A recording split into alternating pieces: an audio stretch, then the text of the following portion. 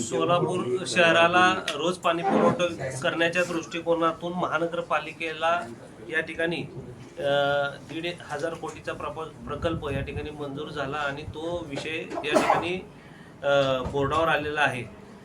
आज या ठिकाणी पत्रकार परिषद घ्यायची ही वेळ हे आहे की लोकांमध्ये गैरसमज होऊ नये, कारण का या ठिकाणी विषय करत असताना कुठल्याही नागरिकांना सोलापूर शहरातील नागरिकांना टॅक्सच्या रूपांतरमधून करवाढ असेल दरवाढ असेल ही कुठलीही करवाढ दरवाढ या ठिकाणी होणार नाहीये।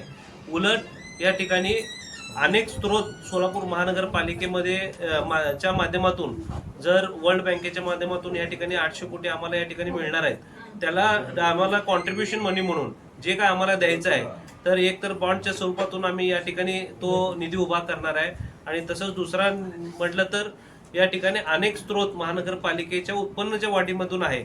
आज तुम्ही बघता की महानगरपालिकेची जी प्रशासन काळ होता, 4 वर्ष प्रशासन काळ असताना या ठिकाणी 40% वसुली या ठिकाणी झाली। आज ही पुढे ही 40% वसुली आम्ही 80-90% पर्यंत कसं नेता येईल ह्याच्यावर आम्ही या ठिकाणी भर देणार आहे। त्यात भूमी मालमत्तेचा विषय अनेक तुम्हाला माहिती आहे की मेजर गाळे मिनी गाळे आपल्याला या ठिकाणी आहेत, ते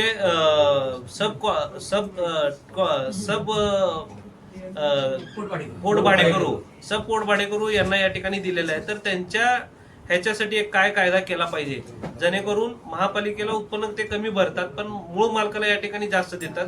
तर त्या दृष्टिकोनातून आता जो आपला रेडी रेकनर आहे, रेडी रेकनर दराप्रमाणे त्या पोटभाडेकरू जर भरत असेल किंवा मालकाला या ठिकाणी मूळ मालकाला त्या पद्धतीने जे आपले रेट आहेत ते कसे वाढतील या दृष्टिकोनातून आम्ही जवळपास 600 गाळे 1000 पैकी 600 गाळे आपल्याला या ठिकाणी तसेच प्रलंबित आहेत, त्यांच्यासाठी आपण उत्पन्न कसं वाढवता येईल हे बघणार आहेत। आणि बीओटीचे प्रकल्प सोलापूर महानगरपालिका अनेक बीओटीचे प्रकल्प आपल्याला या ठिकाणी जागा तसेच पडून आहेत, तर बीओटी प्रकल्प कसं राबवून महानगरपालिकेचं उत्पन्न कसं वाढवता येईल या ठिकाणी आमचं दृष्टिकोन राहणार आहे। कारण का आज तुम्ही बघितलात पुणे महानगरपालिका असेल, पुणे पिंपरी चिंचवड महानगरपालिका असेल, त्यांनी ही महापालिका श्रीमंत कशी झाली तर अनेक जागा जमिनी त्यांचे जे महानगरपालिकेचे आहेत त्या ठिकाणी ते प्रकल्प उभा करून बीओटीवर जे काय असेल त्या ठिकाणी लगेच निर्णय, आज तुम्हाला माहिती आहे 20-20 वर्ष झाले या ठिकाणी कुठलाही निर्णय होत नाही आणि ते प्रकल्प पूर्ण न होता ते प्रकल्प तसंच राहतो।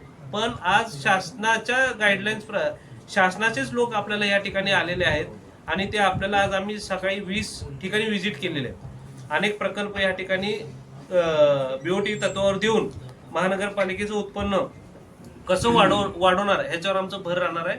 आणि सोलापूर शहराच्या जनतेवर कुठलीही कर प्रणाली या ठिकाणी वाढवणार आम्ही या ठिकाणी नाहीये। आणि हा जो विषय पाण्याचा आलेला आहे या ठिकाणी आमचे सर्व पार्टी मीटिंग मध्ये हा निर्णय येणार आहे।